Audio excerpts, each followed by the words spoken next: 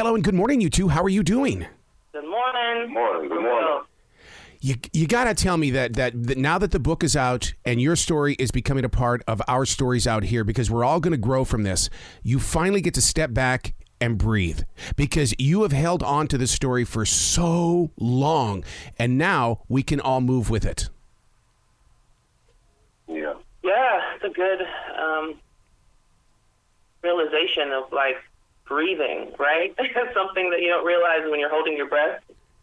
Oh, I can breathe. Yeah, we can breathe, we can share, and let other people experience some of the hard that we went through, but also the joy, and seeing how that spreads and encourages and inspires people.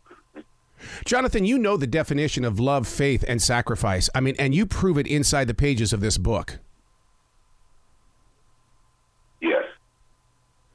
To be so open, though, because you know the way of the world these days, you know, people like to judge when they start to put out their love and their faith and their sacrifice and stuff like that. How do you prepare your heart for that? I'll be honest with you on that. Like I'm used to get that citizen, so I'm kind of immune to it. I don't even pay. I'm not on social media. I don't pay attention to it. I'm focusing on living my life, man. I've been called probably some of the worst things on the planet that you name of in the environment that I lived in. I mean, it is what it is. And if anybody wants to look at this story with negative lenses, they're missing a beautiful picture here. They're missing it. They're missing hope. They're missing a lot of good things. Yeah. May I, while reading the pages, I just kept telling myself, you were called to do this. You had to experience it because you were called to do it, because so many people sit in silence these days because of situations like this, and you're going to help free them. Yeah, it's part of my goal and hope that, like, other people are freed, and that there are criminal justice reforms that are allowed to happen because of this. Conversations about it, and just that people are encouraged by this story, man. I just want to encourage people. That's our goal here. For the two of you, most people, you know how they are. They would turn their back on things when they don't go right. You have not turned your back. What kept the confidence and the courage moving forward to say, look, I'm going to look at this storm and I'm going to walk into the fire? Such a great question. Because that's the natural response. When things are hard, you don't feel like you can overcome or do it. But one of the things and the heartbeats of our book is to remind us of our humanity, and that as human beings, what we live on, what motivates us, what makes us get out of the bed every day is what? Relationships. And so we talk about our relationship with God. We talk about our relationship with each other. We talk about our relationship with our community and how our community rallied around Jonathan. And so when things get hard, it's those relationships and the bonds and the love that make you keep going. And so that's one of the visions and things we wanted to encourage people with was, in our day and age, it can be harder to have those relationships, but fight for them. Mm-hmm. Show up, be actually physically, mentally, emotionally present with people around you, and maybe even do that with people that aren't exactly like you, and see what happens to your community. Mm-hmm. When you use God inside the phrases and things like that, I swear that's an energy pulling them closer, because they could be in question. And when you speak openly about the love and the support and everything like that, what happens is that they want to feel that too. So I love that you spoke openly about that in this book. It would have been hard for us not to. Yeah, you because it's the story. Like it's how we lived. It's what actually happened, and so we wanted to be honest with people about how we made it through, and that was the most important relationship in our individual lives, but then collectively as a community, it was the most important thing. So why would we leave that out? Mm-hmm.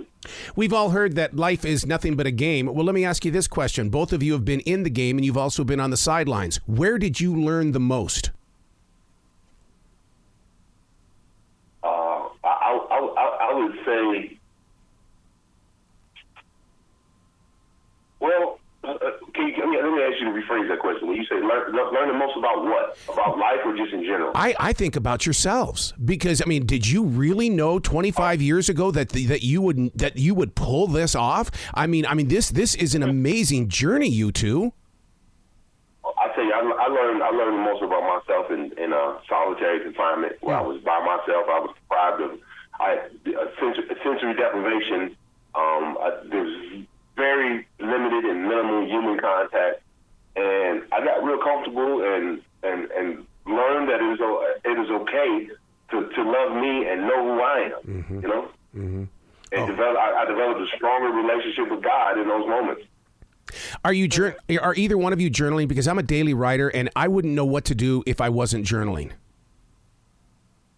Yeah, I journal. That's one of the things that I do. I think one of the reasons I was able to share my perspective of our story is because I was able to go back to some of those journals and some of the letters that we wrote. And if you pick up the book, Love and Justice, you'll get to see some of that journey. But journaling is one of the ways I connect with God. It's one of the ways I process. Yep. It's one of the ways that I refuel. And, I think it's one of the ways that helped Jonathan through this nightmare that he survived. The fact that he can come out of solitary confinement and have somehow held on and that was used to strengthen him in the Lord. That's a miracle, because solitary confinement was designed to break people, and it does break people, but love is greater than solitary confinement. Yeah. And so that is what our story proclaims, but it also proclaims how are we treating each other and how are we loving each other. So it's just a miracle. I know Jonathan's talking about it from the other side of it, but it was awful. I want to talk about the book cover because I can't keep my eyes off from it. And the reason why is because it's almost like you're saying, our story. We're listening. We want to know what your story is.